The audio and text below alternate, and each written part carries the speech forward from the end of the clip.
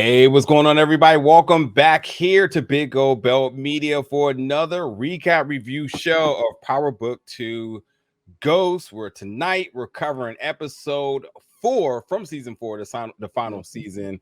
And this episode is titled The Reckoning, where this episode is written by Jamila Daniel and directed by Monica Raymond. Uncle Lou, how you doing tonight? Good. Here to talk about all the bad decisions that one's make, as Monet is on her war tour to prove that she's the worst mother in history, Joe. It's not even close now. There's at least a couple of football fields before. After who's number 2, and I don't even care who number 2 is, but there's definitely a couple of football fields and maybe a couple of galaxies at this rate. At this point, they're gonna treat her like my man off of Making a Band. He's the worst mother on Power. Monet. Hot fire. Yeah, let's get into it. But as always, I gotta get the news off really quick. First off, I want to give a shout out to my girl Kimi for having me on her show last week as we covered episode 3. Always a good time talking to my girl and talking all things power. So we appreciate everybody that not only listened, but reposted and shared, tweet, added, all that good stuff about that. And then secondly, interview is available on the channel right now. My guy, Lavelle, and my girl, no other than Latoya, Diana, and Dru stopped by to talk all things from tonight's episode, which I had a lot of questions. So some of the questions I asked, I'm not even going to even address on the show because I know there's one that you all want to talk about. I know how the theories go. It's not even no point of us even giving that even the breath of air tonight because my girl Latoya answered it. So and answered them. And Lavelle had some stuff with Dru as well. But anyway, go check out that interview. It was completely dope. Always amazing to talk to them, and they love you all too. Just by the way, they forever giving flowers to not only our audience but just all of the Power fans. So you gotta love them, and despite whatever the fate of these characters are down the line, they're always going to be Power fan, and I'm definitely rooting for them for whatever they do beyond this. And then we got some more interviews coming up next week, so stay tuned. Got some hot ones coming, so I'm excited to talk about that. I'm not going to give any hints on it. Just stay locked in. And then the last announcement, the most important announcement of all announcements is huge shout out to my homie Uncle Lou, who birthday is this week. What is this? Who just turned 54. Y'all better show up for my man. Wow. Shout a clap for my man Uncle Lou. That is some hate there. 54. Yeah, with the Henny. Man, with the Henny with Kane and his brother them going to these fancy that would when I started going to those type of places, that was me. I ain't gonna lie. Like, man, y'all ain't got no Douce or nothing. Damn. Hey, there's a big lesson to be learned in that scene. But by all means, please, everybody, give my man some love for his birthday. Any donations, super chats, any of that good stuff directly going right into his pockets. Make sure we get him a nice little bottle for the weekend to enjoy.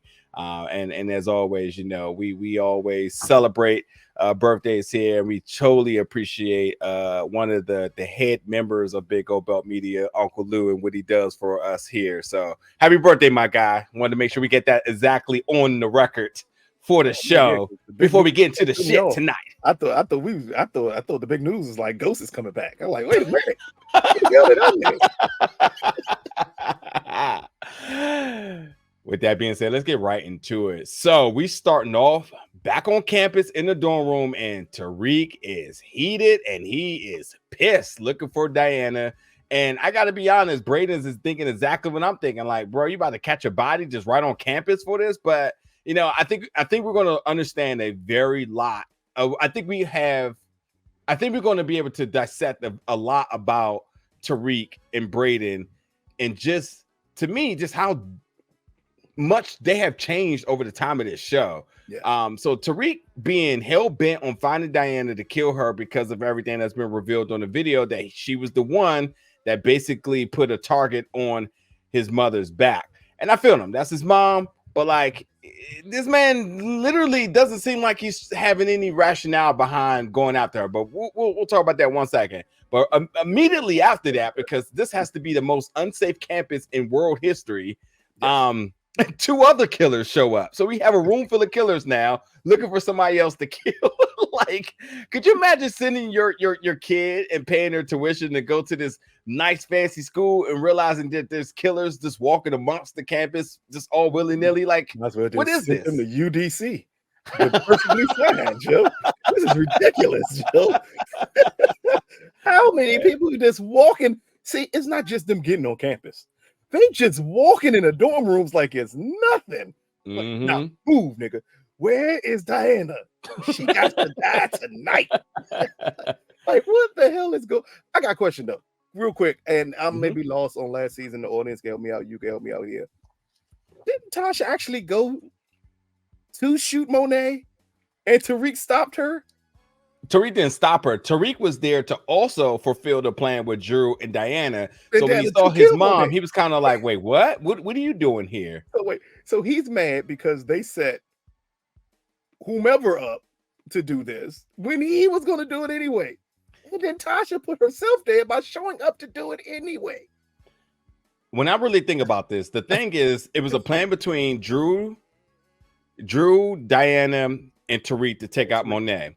His mom should have had no involvement of it. So the fact that his mom shows up, he didn't like that. But the biggest reason why he's upset is because Diana also at the very same time also put a bullseye on his mother's back, which sent Monet after her. Which sent Monet, well, essentially it looked like that Monet sent Tommy after Tasha for everything that happened from before. So it is kind of, it is definitely 2 events that just very coincidentally have a big domino effect from one thing. Yeah. But then Tommy and Tasha cool. Well, they cool now.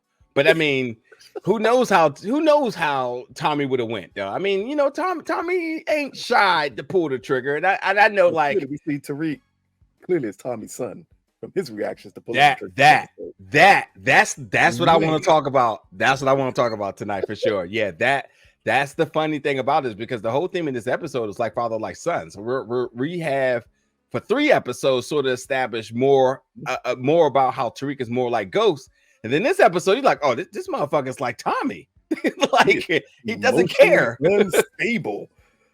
Like, besides when Ghost mushed Tasha, I had never seen him this so unstable. Hey, go ahead.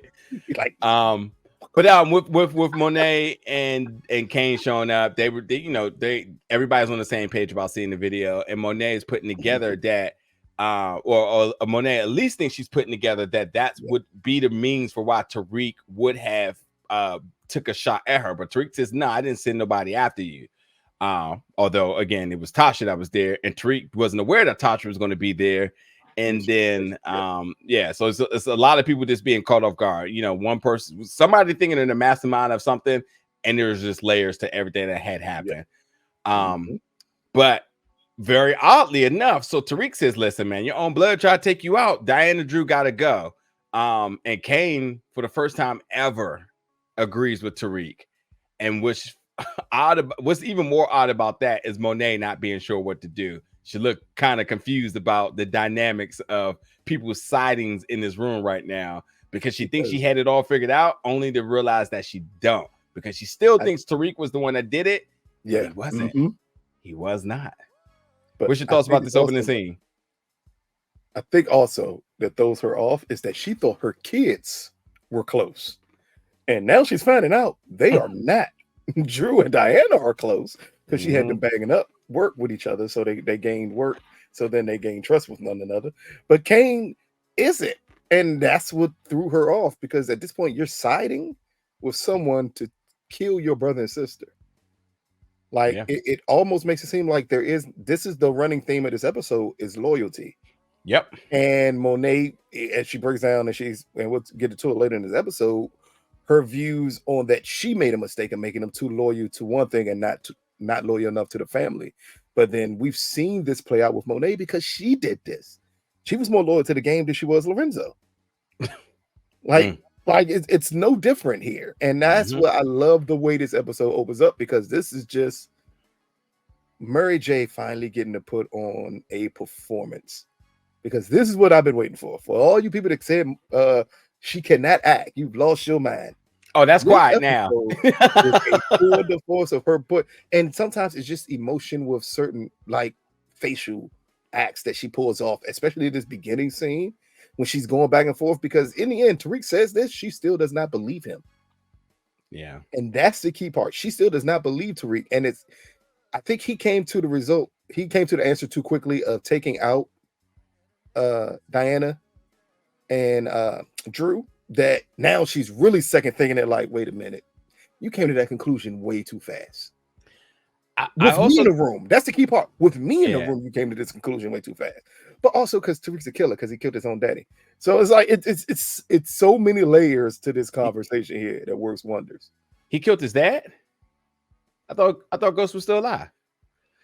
The real thing I think too to add is that I think we see Monet, who is, I won't say she's power hungry, but she likes to be in control, and which is why the whole Noma thing throws her off, because that's her answering to somebody.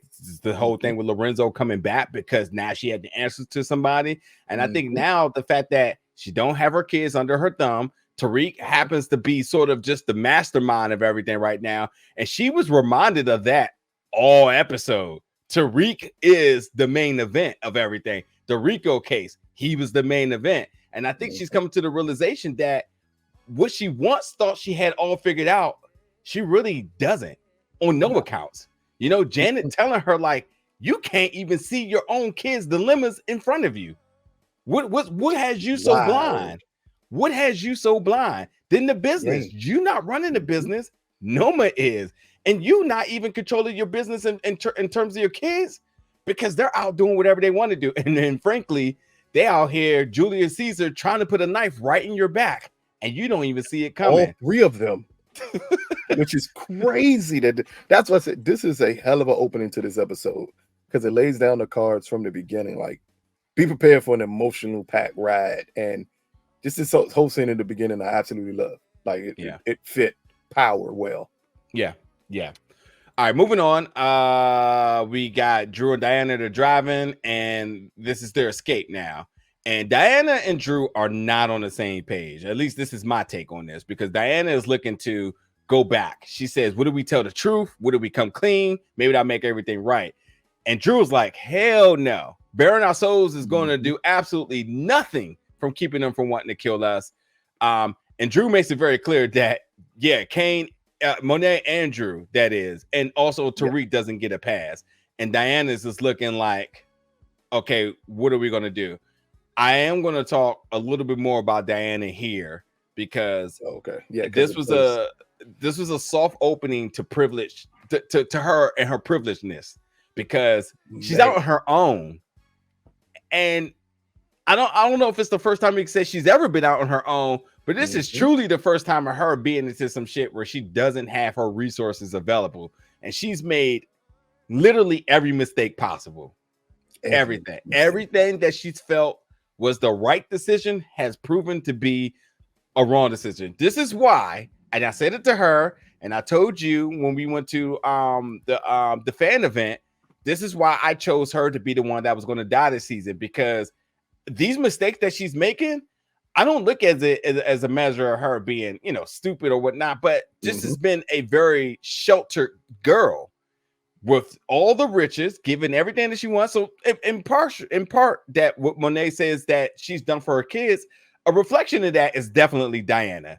She's had nothing but nice clothes, nice school. She's never had to worry or need for anything. The moment now that becomes out of the picture, she doesn't have Poppy there.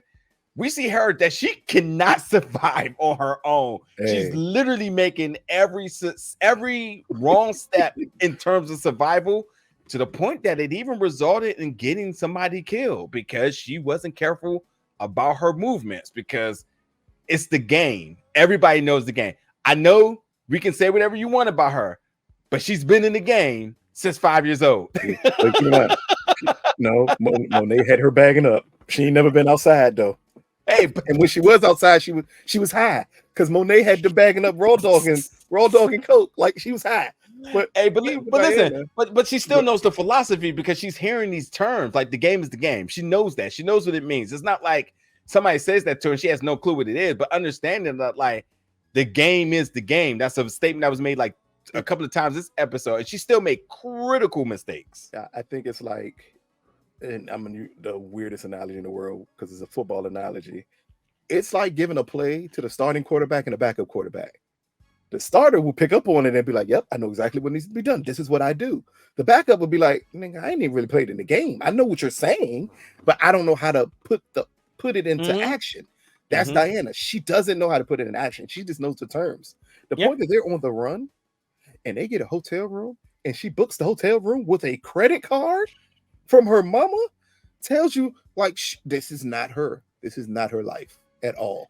Like that's the confusion part is that she's just so lost. Like the whole other scene with Hotep nigga is a little different because Pinky just came out of nowhere. I need to know who the hell she is that she gets. No, I got a full explanation of my thoughts about that. I know. I'm not saying like she couldn't because she's in the computer, she's hacking shit, she knows everybody. I'm talking about like the point that this character has become so important this season is weird that we didn't have this character beforehand.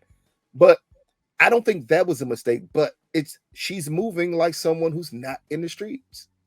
That's all it is. She's moving like somebody not in the street. This is why the streets ain't meant for everybody. You could be around it your whole life and still be sheltered. Because at one point, Lorenzo didn't want Diana nowhere near the business until he had no choice but to have her do something. And she didn't do it. Effie did it. Like she's street adjacent. That's the problem.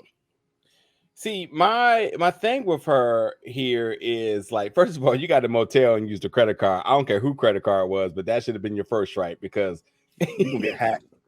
All that money gone. Hey, you lost your damn mind, Jeff. Them doing $60 a pop, and they ain't asked for anything.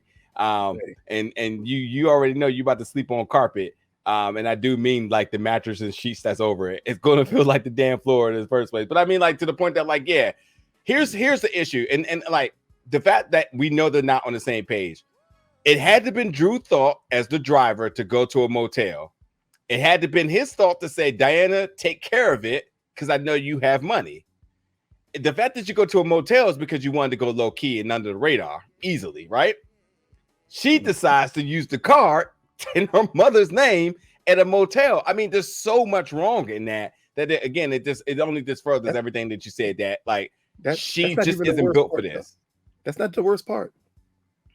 Dru said, I'm going to go out to get food. She said we can order room service at the motel. Telling you at the motel, bro. She don't see, and this is why I don't blame her. This all falls on Dru. You're the guy in the game. You know how naive your sister is. Yeah, you should have known better than I'm not letting you get the room. I'm not letting you do any of this because I'm not trying to get caught. Yeah. And that was his mistake. And that's just because he's panicking. Because at this point, he's like, we need to get out. We need to get out. Yeah. So he's trying to focus on the way out, and he's not thinking of the small things that could get you caught up. And Diana, on the other hand, just doesn't know. I think Dru suffers from panic attacks and anxiety at times, and it's been shown in earlier moments, whatnot. And he's absolutely in disarray right now because he's trying to figure it all out on the fly. Meanwhile, like it's a game of cat and mouse. Monet is right behind them in every step, and I mean, it's not even a scene later that we see that she instantly shows up. So that just shows you just how in proximity that she is to them, and that him panicking the way he is very much justified. But yeah, let's talk about. We'll get to that one second. Effie and Tariq. This is a low-key episode for Effie. Not really much there, but Effie and Tariq goes to Effie to kind of lay everything out. This scene don't serve too much besides a couple of things maybe in the future. That number one, Effie now knows exactly everything that happened in terms of how Dru and Diana tricked him over and Tariq's role in it, and the fact that she may be able to use that and go back to Dru or whatever it may be, who knows? But just know that Effie now knows exactly everything, and that could be valuable to a point. But she also puts into perspective that, come on, man, did you ever think you was really ever going to be able to trust the Tejadas? And I don't know if that was like a shock to Tariq, or was it just a little reminder? It came across like it was. Effie tends to be the one who knows the most about the game. She like, this is the game. How did you think you could ever trust them? Yeah. Like it's a logical question here. How did you think that? Why was your guard so dropped around Monet when it never should have been? And definitely not around Dru. Yeah. But again, we know why. And it's Diana. Yep. He dropped his guard around her and he dropped it around all of them. And that was the problem. Yep. So he tells Effie, if you see Diana, tell I'm looking for her. Kane sending his boys after Dru. We get back to the hotel where we were just talking about, where Dru is trying to get cash, guns. He's also like, man, I need to go get some food. Diana talks about the room service and the bill, paid it with the card, which obviously meant that they were going to get trapped. And we instantly see Monet show up to the hotel lobby, or whatever you want to call it, the desk, and asks the person, like, you know, my card was used here. What room are they in? And listen, let me tell you something about this scene. This is power dramatics here, because I'm willing to bet on 300 and out of 365 days a year, 364 of them that this scene never happens, because this white man looked at this black woman and says, if you're not staying here, fuck off. I was like, oh, he was asking to get smacked one way or another. I mean, it was listen, her asking was a simple question to me. I didn't think there was nothing hostile about her asking about my card was used here. What room is it? Yeah, he's like, oh, if you're not a guest, then fuck off. Like, oh, okay, he's definitely asking to be smacked or something. And by measure of disrespect, he got pistol whipped. Well deserved. He should. The only thing I think to really make of this is that she did all of this on camera. There's a camera behind this dude. I don't know if this is going to come back to pay dividends or anything. It's a motel, though. It's a motel. It's like a real VCR. Oh, so the camera. Oh, well, he did have cameras that were working, but yeah, you're right. It's a red roof end. Them cameras don't really work. You're good to go. That no recording factor. They're just in real time. Nope. It's just like the Ring camera when you don't have a subscription, right? And it's a lot of you black people with that too. Thinking y'all doing something because y'all get that free video and can't run back footage or shit.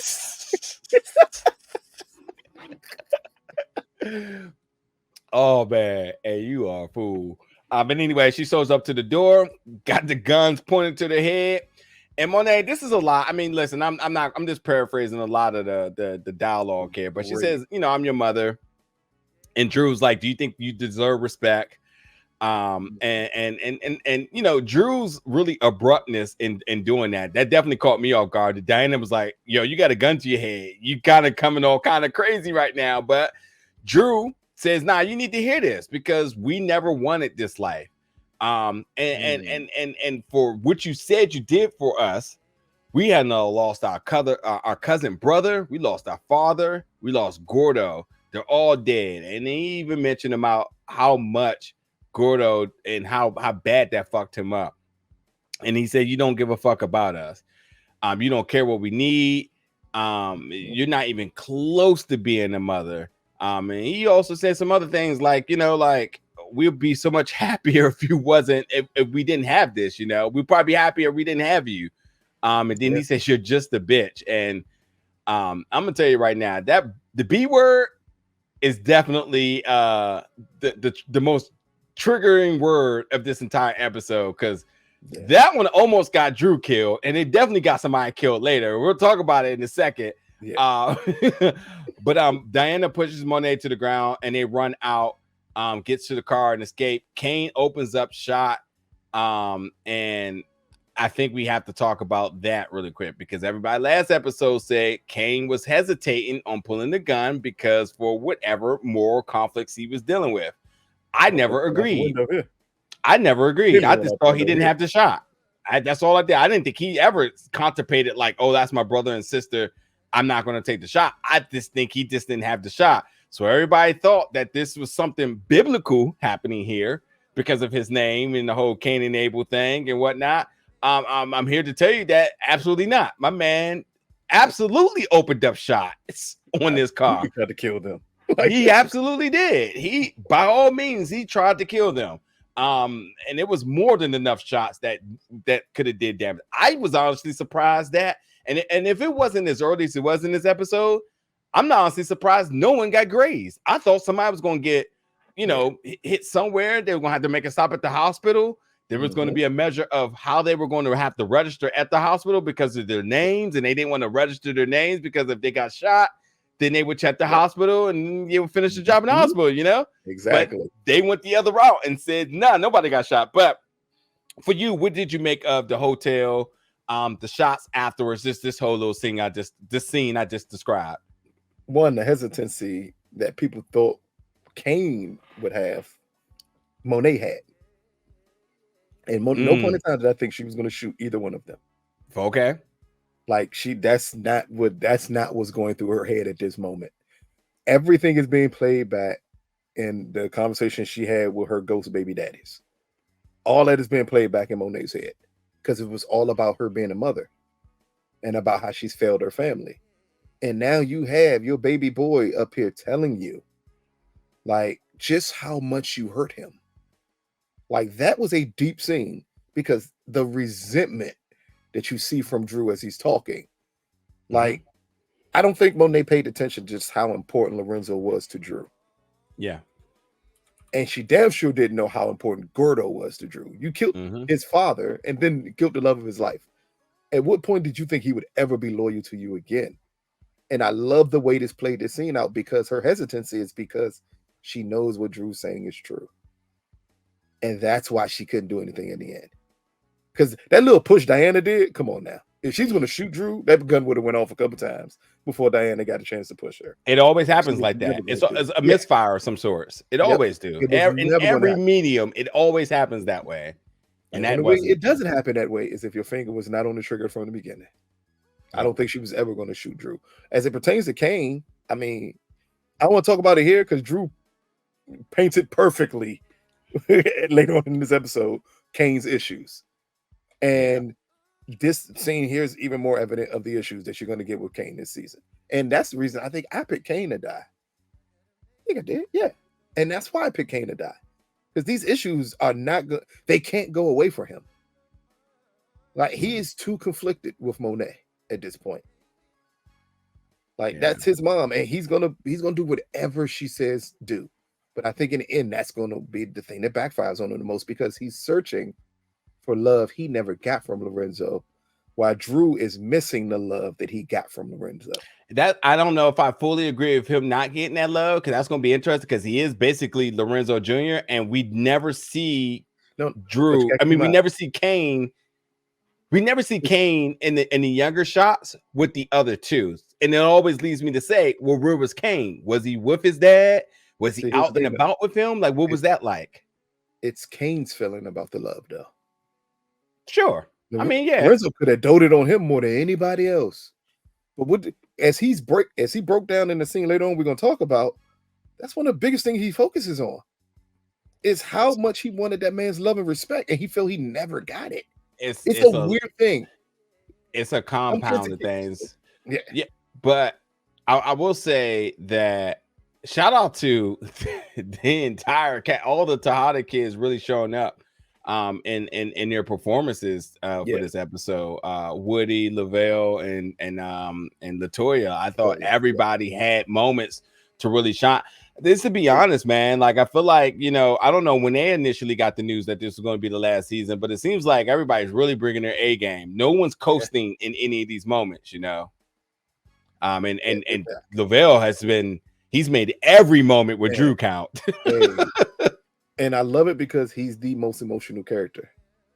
Like he's the emotional heartbeat of this show because we've seen him go through more tragedy than almost anybody else in this series. And he's finally, it's built up to the point, and what we get later on in the scene with him and Monet, which broke everything for me.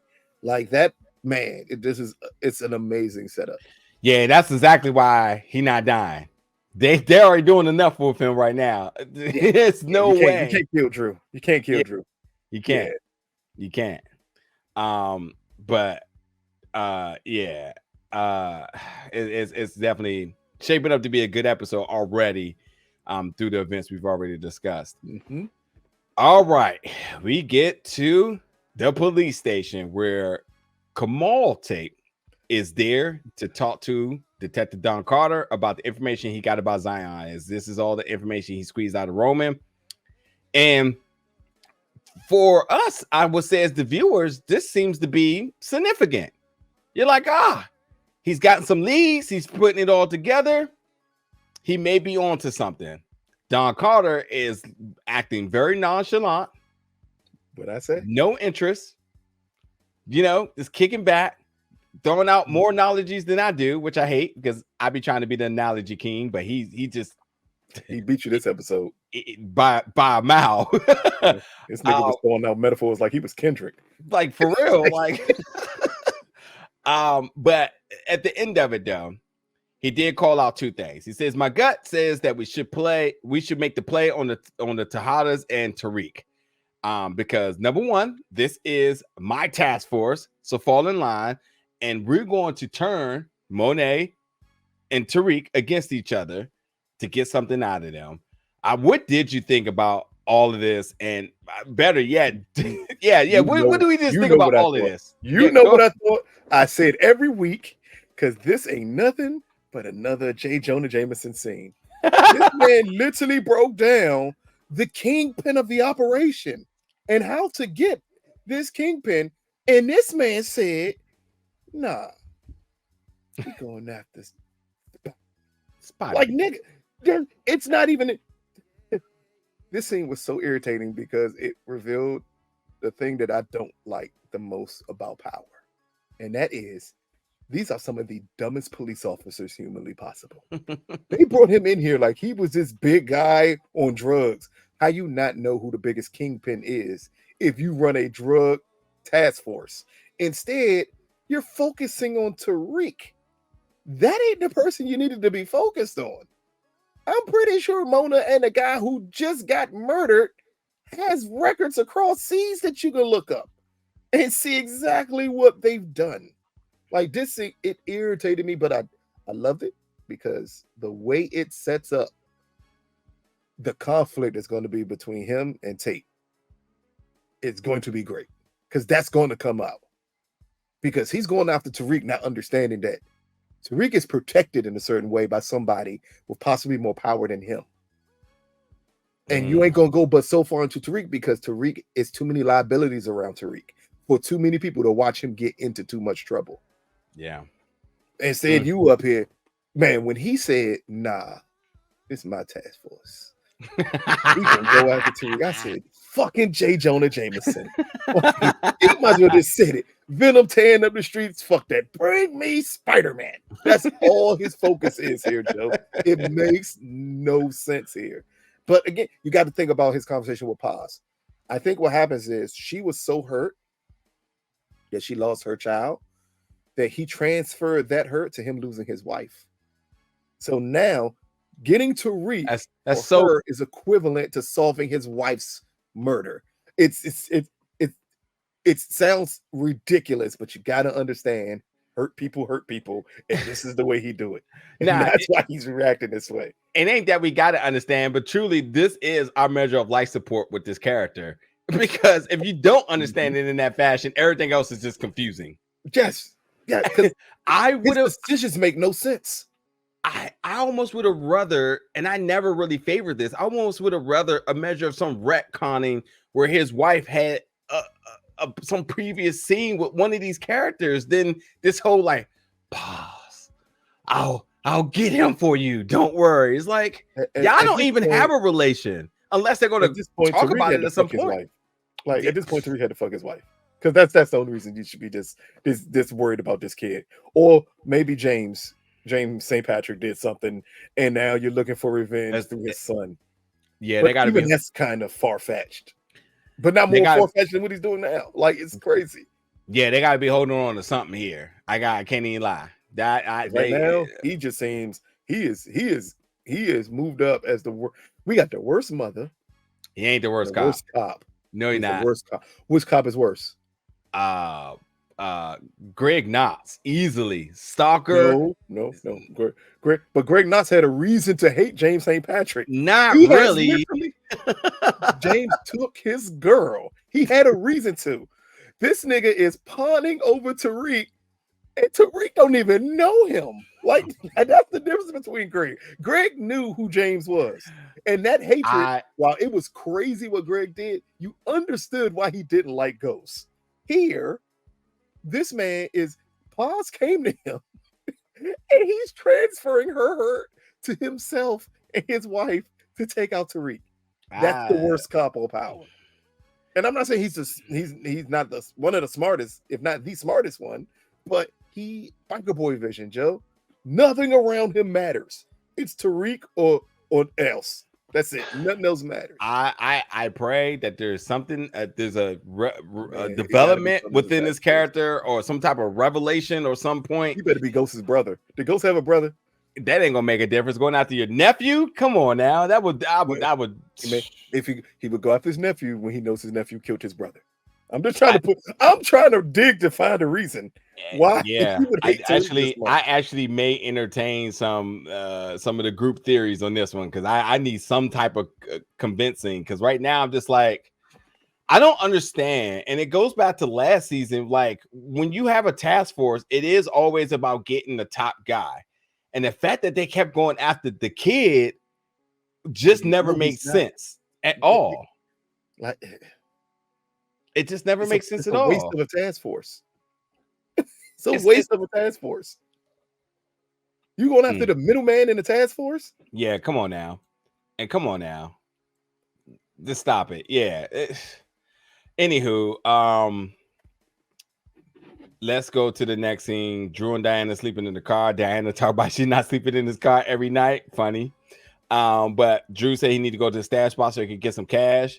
And ultimately saying we need to split, and says, is there any place you can go that they won't think of? Tariq's on campus still looking for Diana. Braden's on campus still looking for Diana. He texts Pinky to keep an eye out for Diana. He says, I have a lead, but I need an address. And now we have a conversation between Tariq and Braden about revenge and getting the business up and running. Now, this is where I get confused because, again, let's just talk Ghost and Tommy. There you go. Mm-hmm. Who was the businessman? Who was the corner boy? Who was the soldier? Who was the hitter, the shooter, whatever you want to call it? Because there was there was a nice thick line between the two of those distinguished personalities in these characters. It wasn't even close. And I know you all watched the show, so there's no point of even us declaring this for you. You already know. You saw it. But the theme of this episode, the theme of the season is like father, like son. So that would insinuate that Tariq is following the routes of and paths of his father, who was the businessman.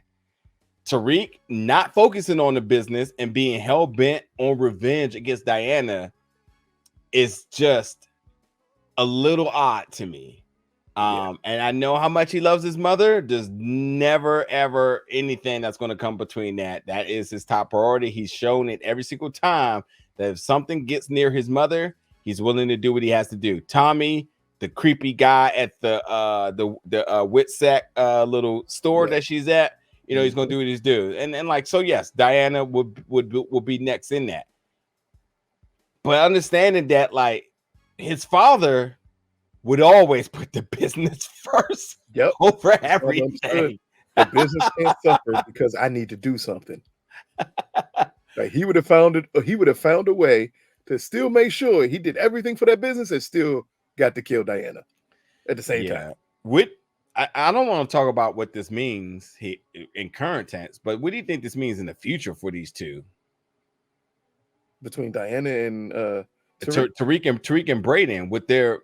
Oh, I think it's a complete distinction on which one believes the business is the most important thing to run. Because here it seems like it's Braden. Later on in this episode, as Braden is with his coked up girlfriend, he looks way more like Tommy in the sense that he's losing it over a woman again. Like I think it's this is going to be another huge test for their friendship. Because That's at this point with between them two, like you can't have these hiccups. They nah. just had a big conversation last episode about wanting to get out of poverty, wanting to start this thing up. No, understanding that this is a risk. This is you going off half cocked to kill Diana while we're trying to open up this thing. If something slipped and Noma was to find out we're both dead, but you think you have time to go searching for somebody. Like, come on, man. You that shit with your mom, we could deal with it at another time. She's not in immediate danger right now because everyone who needed to know the truth know it. So why do you feel the need to have to do this? Diana's not a threat. It's all revenge. This is not some type of like some protective measure. Talking about going after Dru. You're talking about going after Diana when you know goddamn well that Dru was part of that plan too. But you know who to go after. You know it's a good chance Dru gonna put 3 on you. That's interesting. That I didn't even think of that. That is interesting. You chose the right one. Is that the saying that we make? I think that's how we say it. Like when somebody know not to pick you or to like you chose the right one. That's what it is. You knew better. You knew better than to step over here. Yeah, you picked the right one. Yeah, exactly. But that's you know what though? He picked Diana. You know what? That's so on par because Tariq never stepped up to Kane, and if he was worried about Kane, he damn sure ain't want none of Dru. Dru's emotional right now too, so Dru will probably kill you and cry right afterwards. Like Dru is a little monster right now. Not over Tariq. It is what it is with that. He's gonna cry because he's gonna cry not because he killed Tariq, but just because he cries a lot now. I don't think it's. I don't want to make Judah not in a bad way. It's his emotions. I think he would let out a scream of sorts. Yeah, it's a lot going on with my man Dru. Yeah. Right Let's get to the next thing now. Monet talking to Kane, asking has anyone heard from them? And Kane said, "Let me handle this." Do y'all know I rewind this scene 3 times because I cannot believe Monet is still doing this. I'm gonna repeat this one more time. Monet talking to Kane, and she says, "Has anyone heard from them?" And then Kane, essentially, Monet's like, "Get on top of this. Like, I need to know where they're at, right?" And then he says, "Let me handle this." Monet response said, "Call me when you get Dru." What is that about? Why? You're not allowed to kill him. That's literally what she just told Kane. You're not allowed to kill him. You call me when you get Dru. Fuck Diana. That bitch can go wherever she go. Call me when you get Dru. That's what it is. That's what it is. You can get fucked where Diana is, damn it. She could be in a ditch somewhere, but you call me when you get Dru, or shoot Diana in the head, but call me when you get Dru. I swear, everybody, go listen to that scene. Monet wants to know, has you heard from them? But then she says, "Call me when you get Dru." There's no reason why she should exclude Diana, but that's been her narrative the entire time. Diana does not exist to her at all. Now she does. Don't worry about by the end of this episode, she exists. Oh. Go the interview, folks. I had a question about this. We'll get there in a second. But Janet steps in and says, "Listen to me, get it together. Detective Carter's down there looking for you." Golden Brooks, that's her name, right? Golden Brooks. That's Golden Brooks. Very low key hot, casting for them.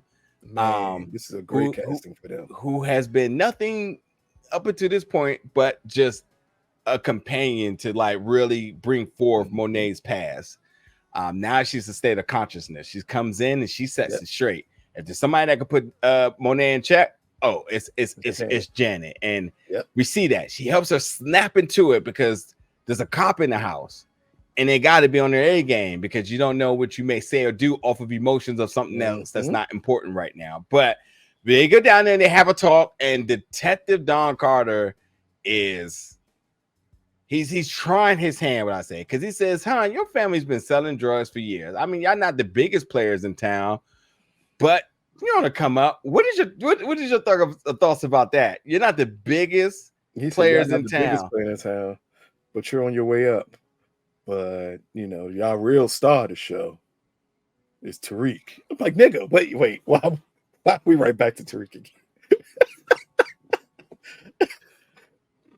And clearly they have to be they have to have some sort of name because of Lorenzo.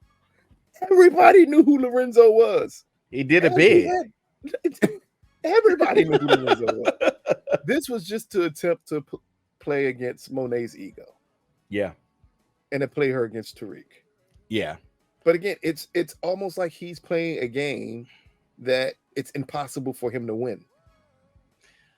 I'm gonna ask you a question in about a couple of scenes about this, but keep some of your thoughts about this. Yeah, the Don Carter talking about, we know you got caught up in the Rico case, but Tariq was the real star.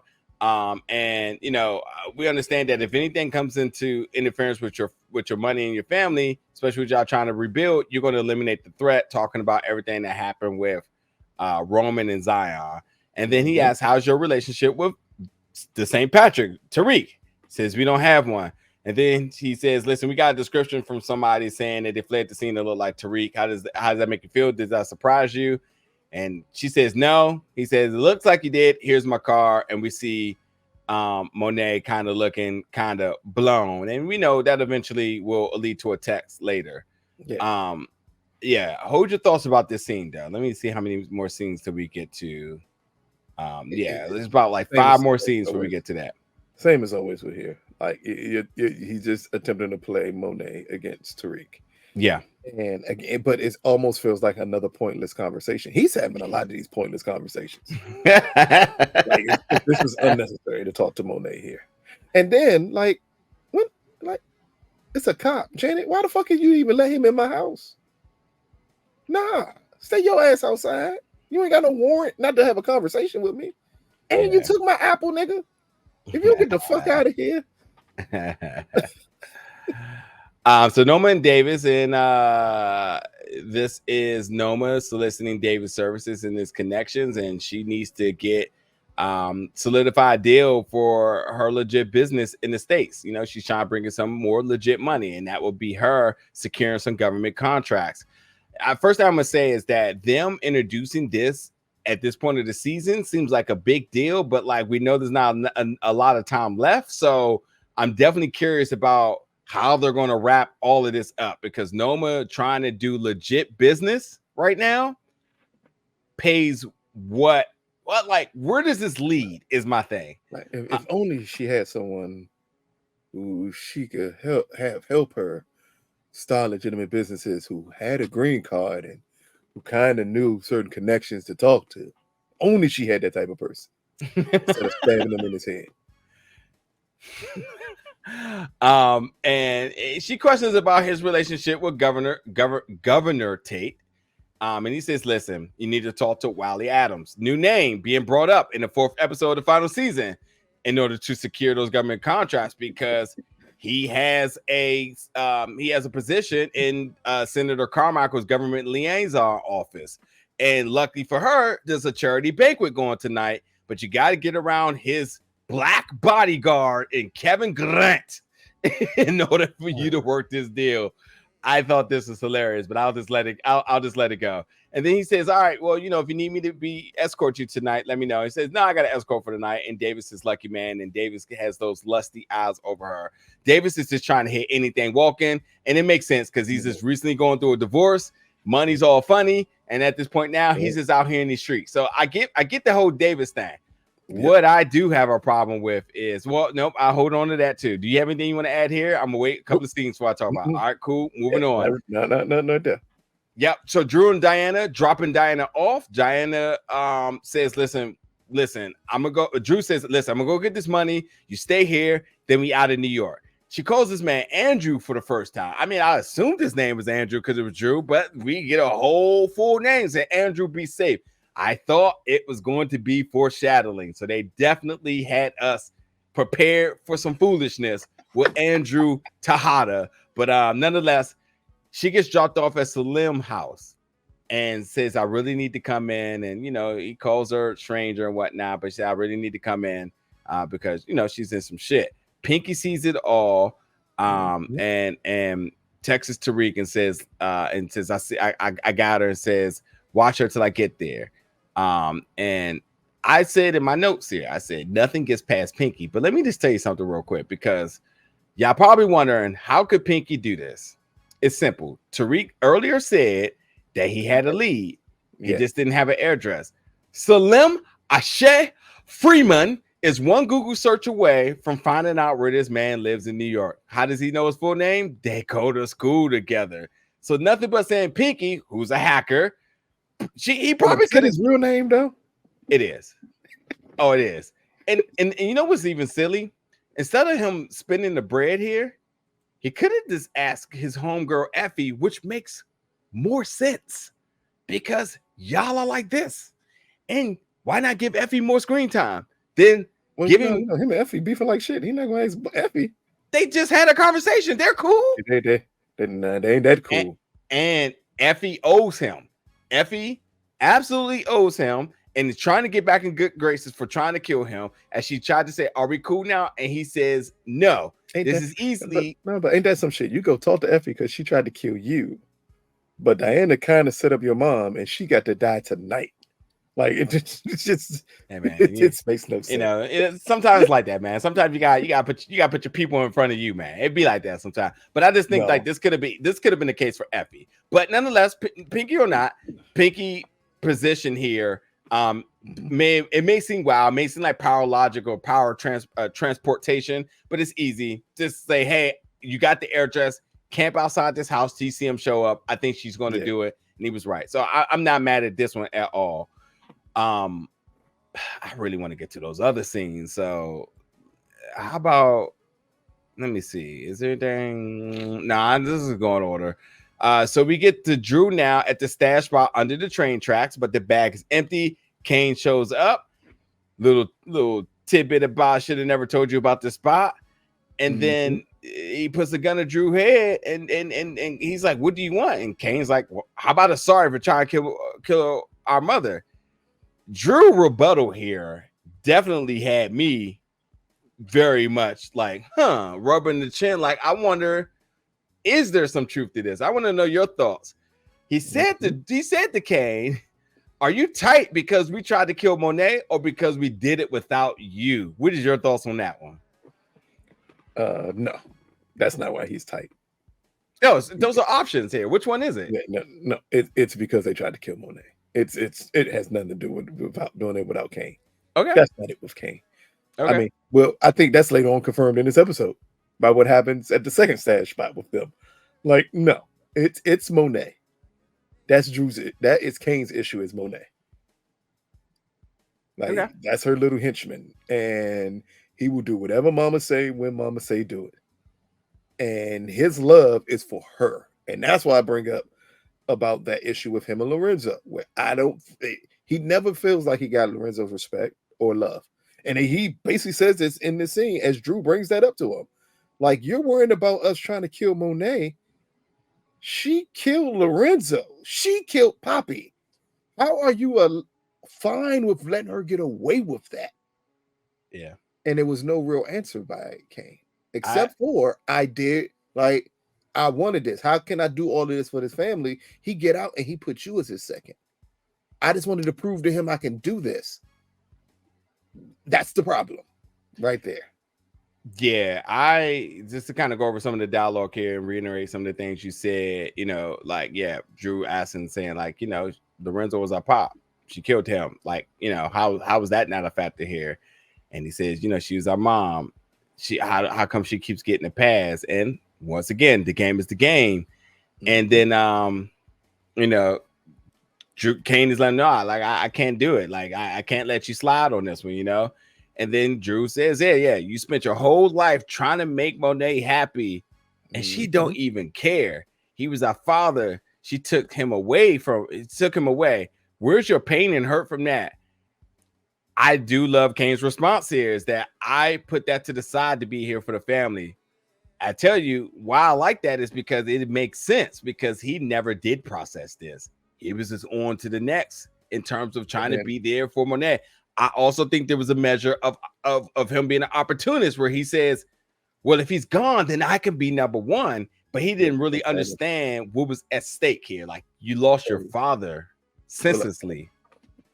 He put that aside, but he can't put aside that they try to kill Monet. Because if it's the game, it quantifies for both. That If it's the game when she killed Lorenzo, it was the game when Dru and Diana tried to kill Monet. now that's a If fact. you could put Lorenzo aside Yeah. for the betterment of the family, I put Lorenzo aside. Yeah. Come on. Yeah, that's a fact.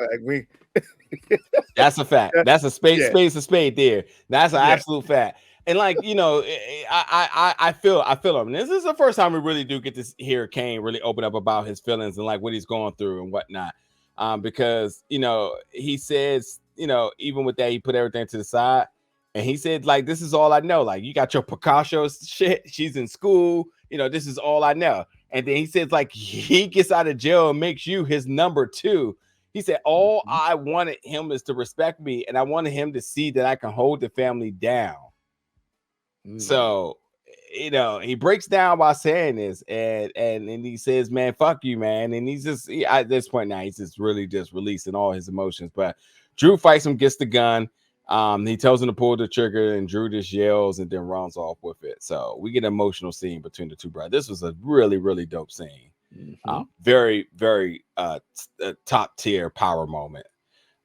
Noma calls because Noma calls right after this happens here and says, I need you at my home in an hour. And, you know, it was interesting that Kane still slightly prioritizes his family over her here, because he basically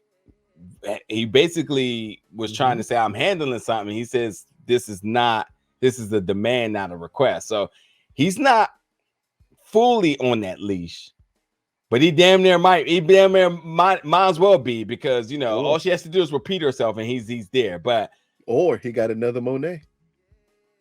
It's what they say about dudes and their mamas? Nah, I ain't want to hear that. You look for a woman who's just like your mama, and that be the one to get you. And she controls him the same way Monet controls him. No different. Maybe though, because it's because he's naive. Yeah, and I mean, it's these are uncharted territories for him. Like, one, she carved the path out for him. She's also throwing him some ass, you know, and she acknowledged. I mean, she is sort of creating a space for him. Like, I'll talk about it a little bit more, because these are definitely, I want some other events to occur before I talk about like my full picture on that. There's a lot of things that we want to talk about. This one right here is interesting with Brayden and Elle. Brayden hitting the line, so now Brayden's this full-blown cokehead out this thing. But like, Brayden's telling her to hold plans about the business, the band, and how this whole party and how this marketing with the influencers is going to make not only the band more popular, but also get the business going and the demand high. And yeah, they're being all cute together and whatnot, and they're still trying to fill each other out in terms of like who's judging who and whatnot. But I think what's really interesting about this is that Brayden tells Elle to keep this on the low, or even from the band. And then she responds back, what do I get in return? And she asks for a little product off the top and for it to be kept from Tariq.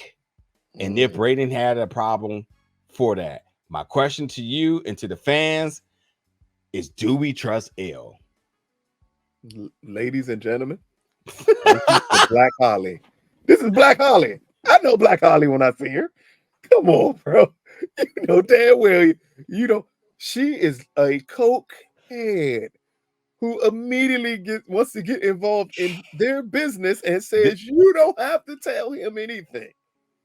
What? Come on, man. Black Holly be tripping in this episode, Joe.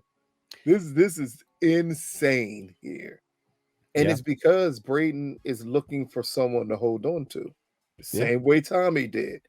Brayden's entire family has abandoned him. And I don't mean to compare them all the time. But here you get the comparison.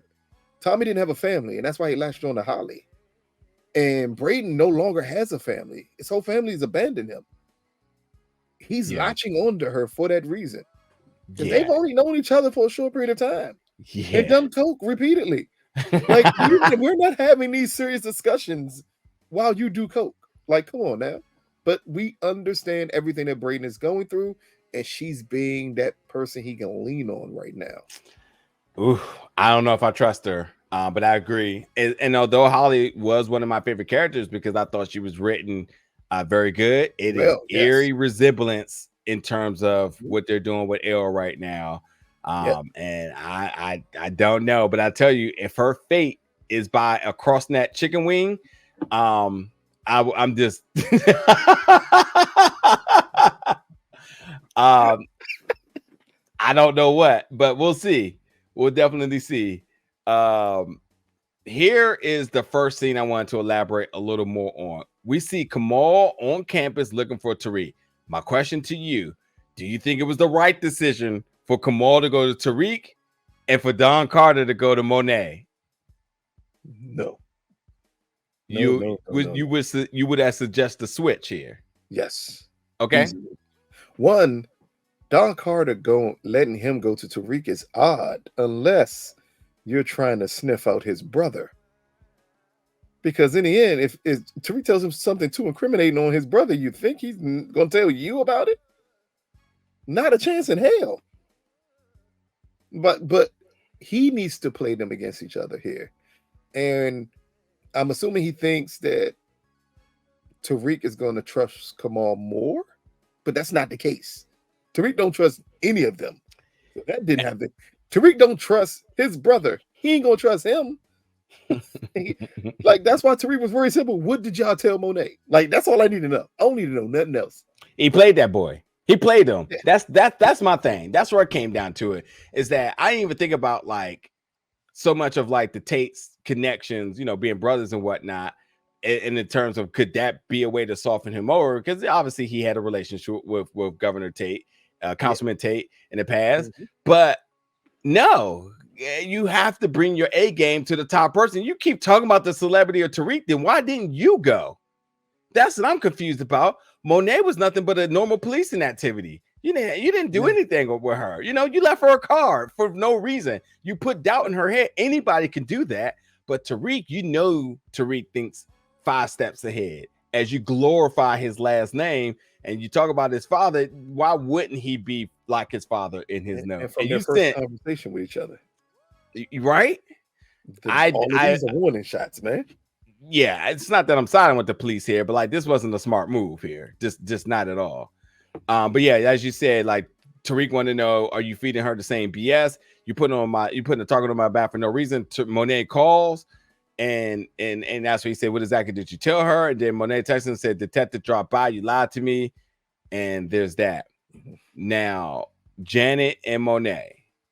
Janet want to make sure Monet is taking her meds, and then Janet out here letting her have it. And if Janet ain't said, the fans were going to say it because he says, I thought Lorenzo was to blame for the light being taken out of you. But it's all you. It is you. Like this is the first person in 4 seasons to hold Monet accountable for that. First person. And this is a wonderful scene because of it. Because she lays all the cards out to Monet. Like, your family's this way because of you. You did this. You prioritize power over them. And what you say? You so damn busy. How you not notice your daughter's pregnant? And she like, what? Like, how did you know that? How didn't you know that? Like, that means Diana leaving hints and shit around the house that Janet done picked up on, and Monet is so focused on one thing. Since she got shot, it's been, how are we gonna get back in the game? That's all she's focused on. And it just makes you go back to realize that's all she's ever focused on. Yeah. Or Zeke. But it wasn't one of these 3 kids. I'm stuck at the question of, like, she said, why are you so damn blind what is making you so damn blind for your own children? I don't have an answer to that. I really don't know. Do you think it could be some guilt? Guilt? Yeah, yeah, I was gonna say guilt. Not even over them, over Zeke. This guilt period. I don't think it's. I you know what? One thing that we haven't said. Could it be guilt of Lorenzo? could she actually be feeling that? Could she understanding the domino effects of something she was so righteous with that she didn't realize the domino effects with it? She'll never about Lorenzo. Lorenzo's death would have never Mecca. She had her choice. Exactly. She was ready to be in Turks and Caicos next to Salim's parents out there with Mecca. Understanding that selfish making the band decision that she had by going up there and getting their thing, having a little date, made her lose Dru, Gordo, Lorenzo, Diana, Kane. I mean, she lost everything under that very, very selfish decision. And it started with the death of Lorenzo. You know, I think they've shown a good point here. Why I say it's not Lorenzo, and why it could be guilt over Zeke is that in these past clips we've seen she's always been selfish. This ain't nothing new. So it ain't Lorenzo's death that did it. Monet's always been this way. Yeah. So then if it's not Zeke and possibly having to give him up and then some way that affecting her, does it have something to do with the one person we have not seen, and that is her mother or something, and that connection and how that plays against Monet? Yeah, I think I think we're going to open up a door that's going to show us a lot more of that, the family she sent Zeke with and how that family affects her. And is this the reason it is affecting her with these kids? The thing about guilt, though, is it also doesn't have to just be one person, but I think it is a combination of all these things that she sort of either taken for granted or felt so righteous in the decision that she made. So, you know, we'll see. Speaking of mothers, too, Effie Alex Laprise said in the interview that we're going to see Effie's mother this season. I'm trying to figure out how that's going to make sense. Where's that at? Where is that fit in? Maybe it's in the second half of the episodes. Never know. I mean, it has to be because there's no reason for it to show up next episode, but it still needs to make some measure of reasoning here. And I don't know. And is Effie gonna? I don't know. We'll see. Maybe Effie just goes to college and she's just there. There you go. Yeah. She gets out the game. Diana and Prince Salim Freeman are at the house making up, and Diana says she didn't expect to be there long, and they're just catching up. There's really not too much to make here, but Diana does break down, telling him that she did do something wrong, and Salim has a whole little setup for her. It says, listen, we got a spot in Greenwich. Here's the car, here's the keys. My family's in Turks and Caicos for a month. You're good to go. And Diana says, listen, just don't tell anybody anything. He says, come on, I got you. Listen, you know, I'm going to tell you right now, before the end of this episode, I think at this point now, we've made fun of this man a lot, but he did hold it down for this long. I was surprised. This long. These are two privileged ass kids having a conversation about don't tell nobody I was here. Like, I don't know why they thought that would work in any way, shape, form, or fashion. Because Diana's is just, no, she's just naive as humanly possible.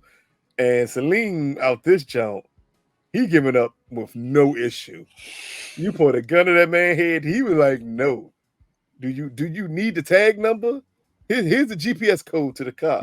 Like, he's gonna give up anything he had to give up to get out that situation. Let's wait till we get there to talk about that. In the end, the key part here between them two is that he cares for Diana a lot.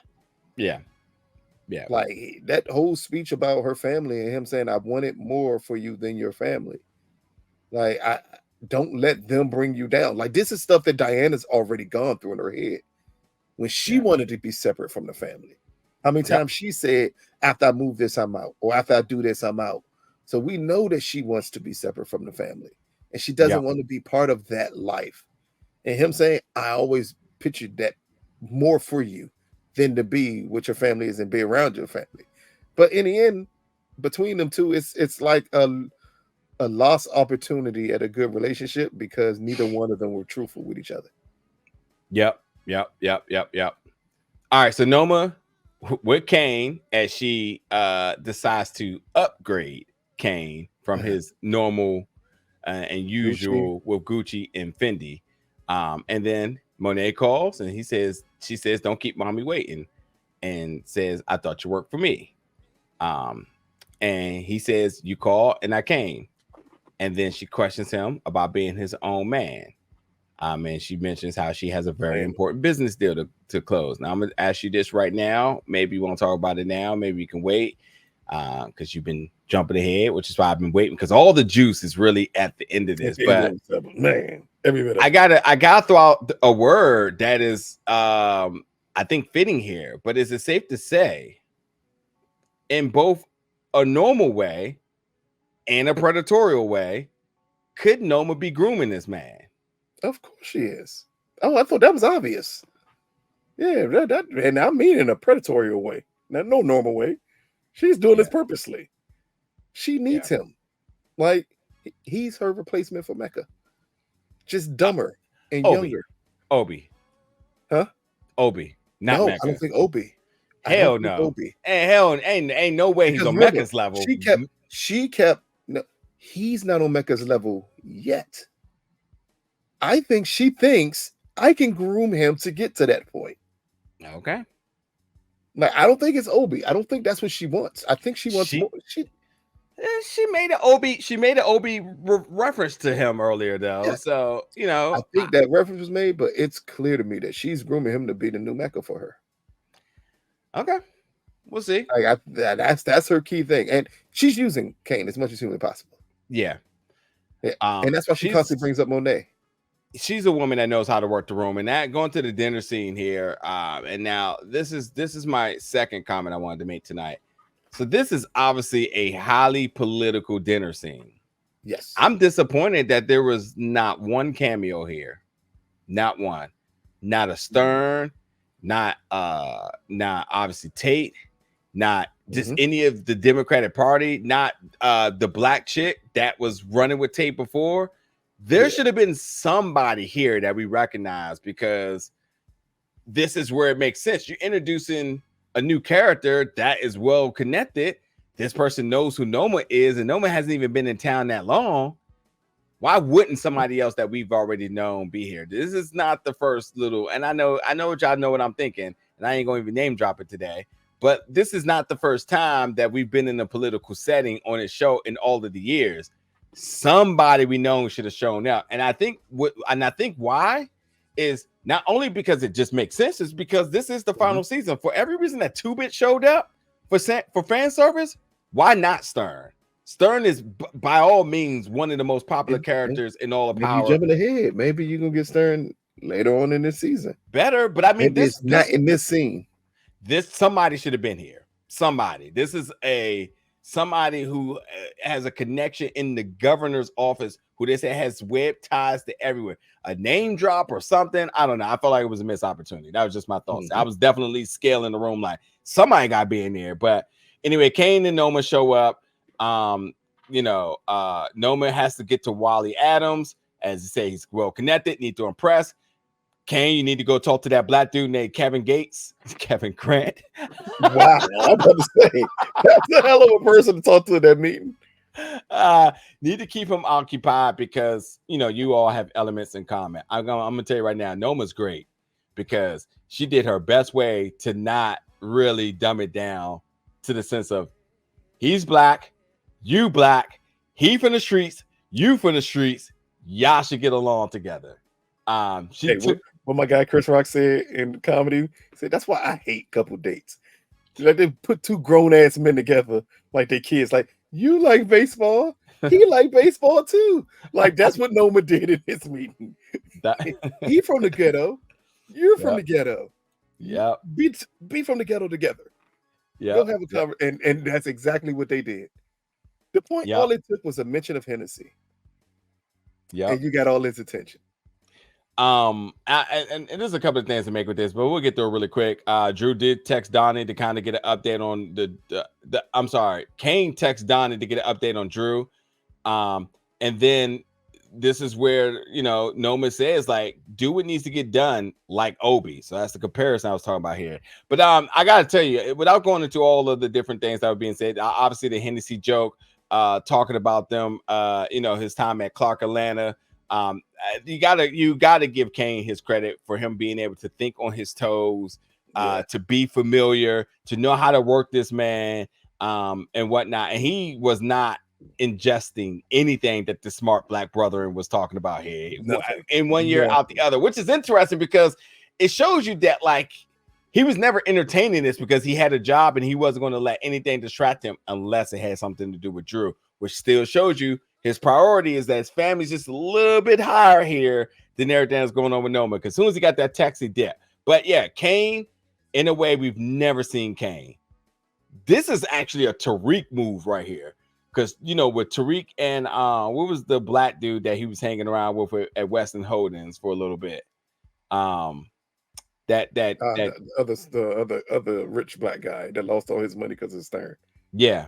I mean, not Stern because of the Weston Holdings. Yeah. That's that, you know, Tariq, how he knows how to work the room and get around people. This is what Tariq would do. So we see Kane in a way that we've never seen Kane.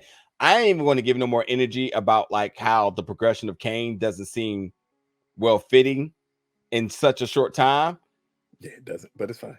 But it's fine. 1,000%. But it's fine. But it was cool to see Kane work the room in a way we've never seen him. Connected to the lowest common denominator, which is we both went to HBCU. I can work it out from there. He was way too clever with that. Like, I went to a HBCU and I could not tell you what Clark Atlanta's slogan was, and any of that. So nope. We'll just let it go. I can't tell you what my HBCU school slogan was. The fuck, I look like telling you someone else's. Yeah. Yeah. I was drinking a lot of other things at that time. I couldn't begin to tell you. But it was, again, it's just the show. It's the show Noma used Kane and show Kane in a different light, but in the same time still show that he prioritizes Monet over everything. Yeah. Yeah. Shout out to anybody who went to Clark though, because Clark being predominantly women is a good means for people to go there. And that's why the Lord knows not to put you in certain situations. I'm not studying there. You fucking crazy. Man, listen. Yeah. But shout out. Yeah. Shout out to all. Yeah, exactly. So Wally Adams is bringing up the conversation, a lot of important conversations to Noma. It's like, first of all, it's like your name is not unknown in my office.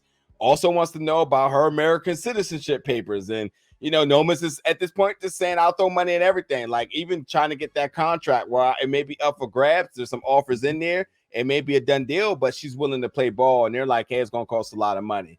So we see Noma trying to get in for her legitimate business thing. Still working on her citizenship thing, which is a very key, important thing. But then, you know, Kane gets the text about Dru from Diana, said he got him and then instantly leaves Noma and so on. I was definitely curious about how Noma was going to respond to that, but seems like she was okay with it later on. Yeah. But anyway, Dru calls Diana, getting the cash. Diana is telling Dru where she's at Salim's people's house. And, you know, just telling Dru to just get there because he's saying he has enough to stop. I definitely forgot something really quick.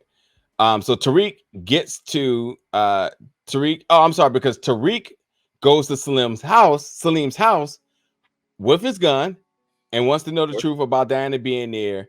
And he instantly gives everything up. I mean, he did not at all a hold back. He let it loose. He let her know exactly that. And it wasn't until Tariq said, see how easy it was for you to bitch up, keyword bitch again. And that didn't sit well with him. I mean, my man Salim had a Jordan moment. He said, and I took that personal. I took that personal. Yep. And Tariq ends up killing him, and Tariq seems to have regretted this instantly because he's like, why'd you have to do that? Why'd you have to do that? Salim is dead. This is a dead body in the house that his parents going to have to come back to and get an answer. A rich house. And he's still in school. So at some point, he's not going to show up. This ain't a good look. With the hottest cop on your trail. Cop on your trail. So question, how do you feel about Salim giving up the information on Diana? How'd you feel about Salim? How'd you feel like Salim responded to him being called a bitch? And how do you think this be called a bitch? Yes. These are very simple questions. We can get to these. No black man likes to be called a bitch. I don't And give how a do you think how that? soft he may be. I don't care how soft he may be. He's going to react a certain way to that. And how do you feel about and how do you feel that this is going to catch back up to Tariq, or will it? Now that's what we need to find out for sure, because it's definitely going to be investigated, because the murders is someone who went to that school, and Tariq has a connection to it.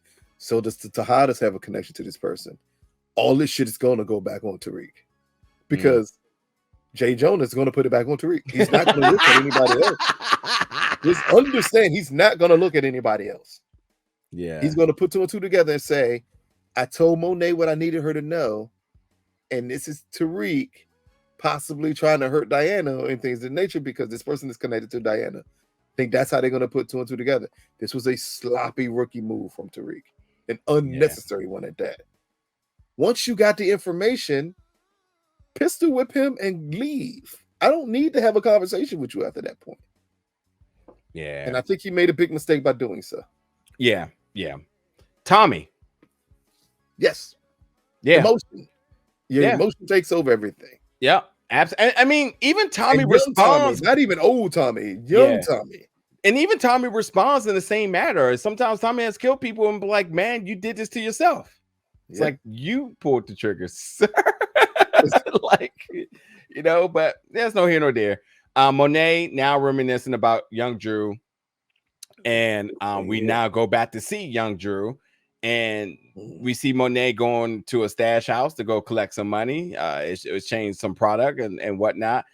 She gives zero fucks about what Dru was going through as a kid in terms of his art or anything. She just had to make sure that he showed up for this business transaction. So just right here at 14 years old, let you know that she's never cared about this man's ambition. It was always about the family and the drug business, and this was just it. But anyway, beyond that, we see Monet going to there and gets flat out disrespected about, oh, you Lorenzo's bitch.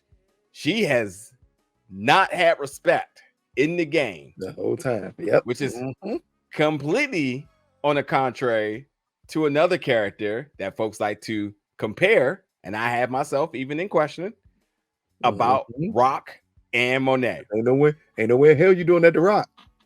Ain't no way. Rock not only got street level credit, but even with the mob, she was respected. This shows you that there's just flat out levels to this. Flat out. But yeah, no one respected Monet. And to the point that he got physical with Monet, and Dru ended up having to shoot the dude, caught a body at the age of 14. She takes the drugs, the money. She also was putting the car, the stuff in the stash. Like, Dru is really gathering a lot about the business at such an early age. How to stash, what happens if it goes wrong, getting the money, getting the drugs, getting out of there, catching the body, et cetera, et cetera, et cetera. And even being taught a lesson that if anybody comes for us, you take them out. And he's crying, but she ain't even trying to hear that. She beat him because he's crying because you made him kill somebody. You made him kill somebody. Again, this is what I mean. She's a horrible mother. She's a horrible person at this point. Yeah. And I think this is why she's reminiscing about this stuff, because everything is coming back to her. So now she's thinking about her past actions. And here she understands, like, I turned Dru into this. Yeah. Because he was not this way at all. This is a kind little kid. Keep in mind, if we go back to the first season, they wouldn't let Dru go to school. Yeah. Because he had to sell drugs. Yeah. Like, we gotta really understand just how fucked up the life has been for these kids. Yep. So yeah, Monet is standing at the picture, and Janet comes in with words of encouragement saying it's not too late. So Kane and Dru inside the stash box at the convenience store, and Kane says this shit ends now. But then Monet calls and says, Kane, wait, don't do it. He is still my son. He's still your brother. Asks where's Diana. He says, I'm trying to save her before Tariq gets to her. And first time she's ever said something of this nature. What? First time she's ever showed concern for Diana. But Dru, even with a gun being pointed to his head and him being saved by the bell, he says, man, you're a cyborg when it comes to her. You always gonna be a mama's boy. And they fight, and Kane kicks him out of the penthouse and say, "Get your shit. You out the game. And although I can't kill you, you're dead to me." Is there anything you want to make on this conversation here? It's hilarious. He thinks all of that is his choice. Absolutely hilarious. Absolutely hilarious. None of that's your choice. None of it. Yeah. Like, Yeah. Dru can be as dead to you as you like. Mona's not letting him out the game. She's very adamant that none of you all are getting out. So what makes you think all of a sudden? I love all this compassion, and like we all know this is a swerve. Like this is this is MTV Punks. Like where's Ashton Kutcher at? That's what Dru should have got him and said, "Where's Ashton? He got him. I know you somewhere around here." Because this nigga talking like he the boss. Yeah. He talking like he runs shit. Oh my God. After Dru now spared his life. So now we see Tariq show up at the house that he somehow got an address for. But that's okay. I guess that's all he needed to know is that where was that Greenwich. Just tell him it was in Greenwich. Yeah, I mean, listen. I was watching this like, okay, he said my parents' house in Greenwich. So maybe Pinky. That's all I can say. That's my thing. Like this would have been the point to use Pinky here. That's what I thought. Yeah. But okay, no worries. Don't know how the hell he got that address that fast. So Tariq shows up and he says, "You're looking real relaxed for somebody who has a target on their back." And Tariq puts a gun to her head and he's ready to pull the trigger. And then Monet shows up and says, "No, you can't kill her. Like, you can't." He says, "Why?" "Because she's pregnant." And he said, "What does that got to do with me?" He says, "Because it's yours." And although the two of them, everybody, Monet and Tariq agreed that we have a lot of reasons to take each other out. You give them a pass, I'll give you a pass. Lower the gun. Monet said, "I'm just here to protect my grandbaby and my family." They hug and says, "I'm sorry." I said this in the interview, so I'm not going to spend too much time on this. So I'm going to say this really quick, and y'all can go watch the interview to really hear Latoya's take on this. Two things here. Number one, who baby is this? Is something I saw everybody talking about. And I know we talked about it last week and the possibilities of this being Tariq or Salim. The answer is in the interview. I'm just going to let that be. And it's not just only an answer, but there's a strong reason behind it. And I'm absolutely cool with that. So it's not even debatable. But the thing I do want to talk about here is something we talked about so much. And I mean, I don't even want to spend too much time with it because it is such a component in Black families that is traumatizing across the board. And like, it's not all the cases, but it's a very prominent case of absent mothers replacing their wrongdoings and trying to show up for their grandkids.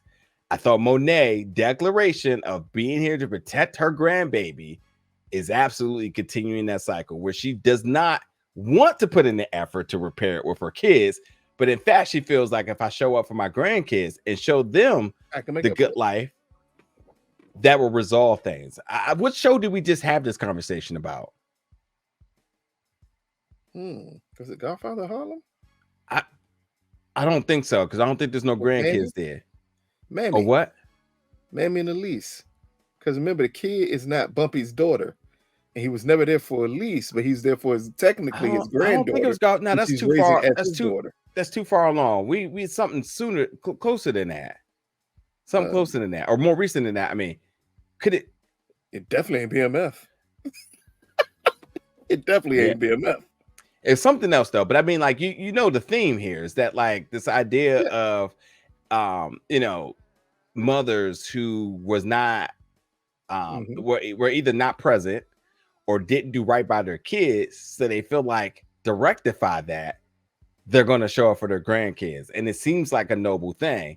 Oh, is it force? Oh, yes. Kate. This is that. She didn't do right by Tommy, and so now her sole purpose is DMAT, making it right with DMAT. Yeah. We even talked about her relationship with Tariq, how she was just always there for him, Yeah. And I think we're seeing that again. And I felt like her declaration of showing up and saying, stop all the violence. I need to protect my grandbaby. It's like, oh boy. I know I think she feels like she's getting ready to do the right thing and put the family back together, but she's not addressing the issue.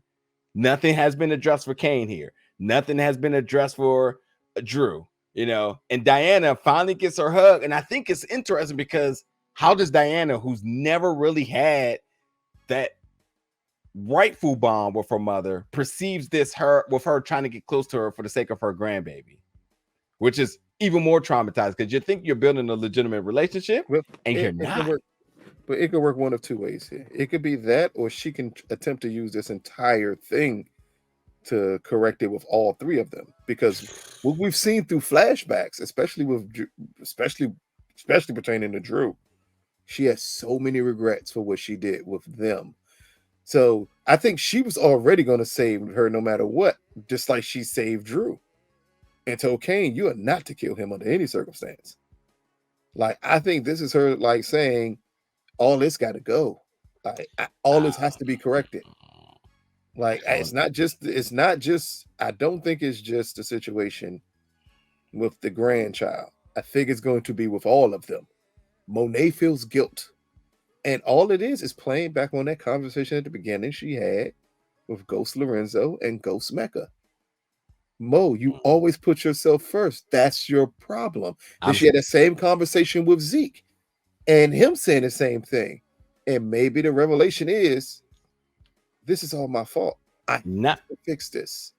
Not until I see actions. I need to see actions because as of right now, it still seems very selfish. It seems like she's trying to feel she's looking for redemption by way of her grandkid instead of addressing the three other individuals that you need to make it right with.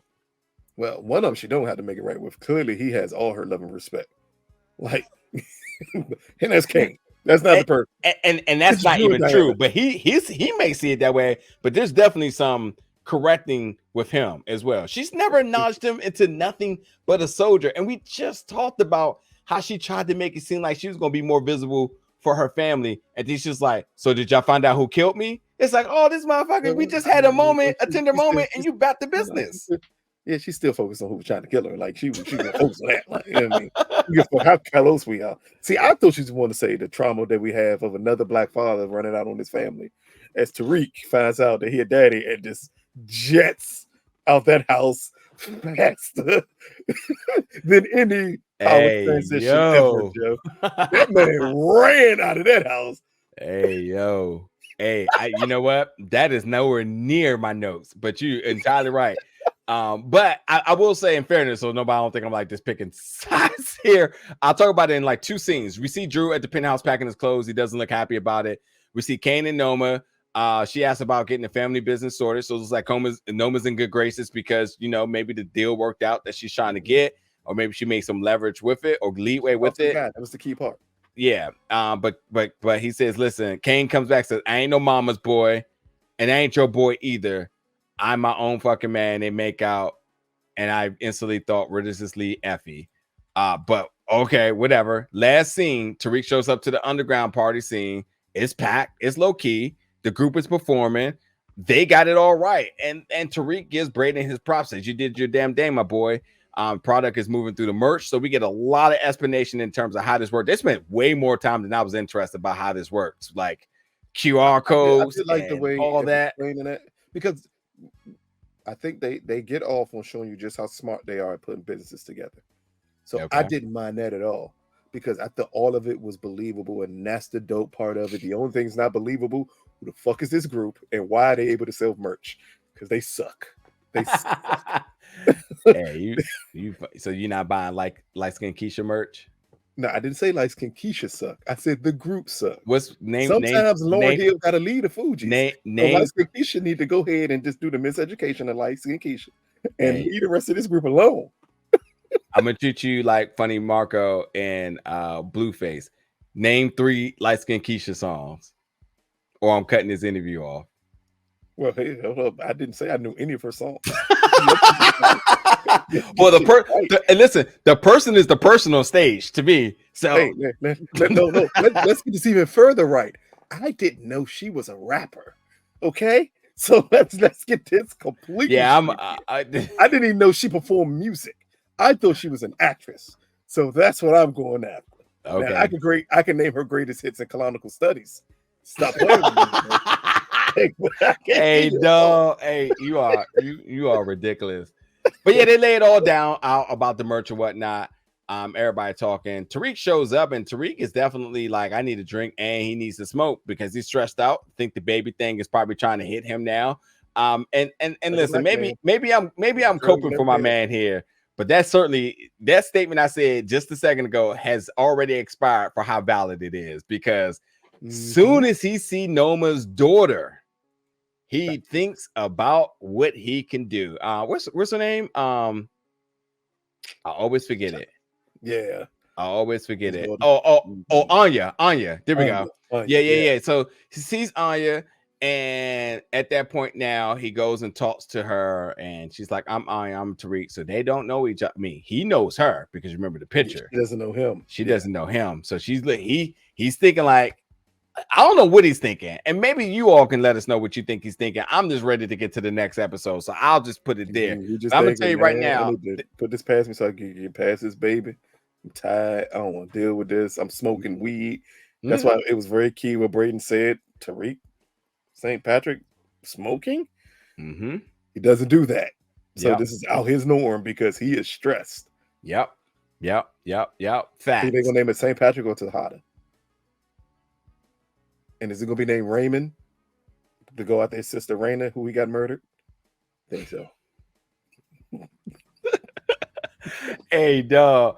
Listen, last thing I'm gonna say is we appreciate everybody coming through for the recap review show. Once again, huge shout out to Uncle Lou on his birthday this week, turning 54. Show him some love, super chat, super thanks, all that good stuff. Nigga. Get him a bottle. Get him a bottle this weekend. I'll make sure every birthday donation is read off next week. Again, next week we got big things coming. I think next week is the mid-season finale. So we got that, some interviews.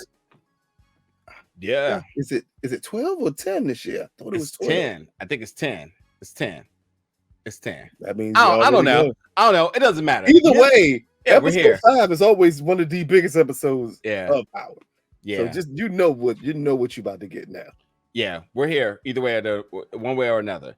But yeah, jump in the comments, let us know your thoughts about tonight's episode. We appreciate y'all coming through, and we'll be back in just 1 week for episode 5. Appreciate y'all coming through.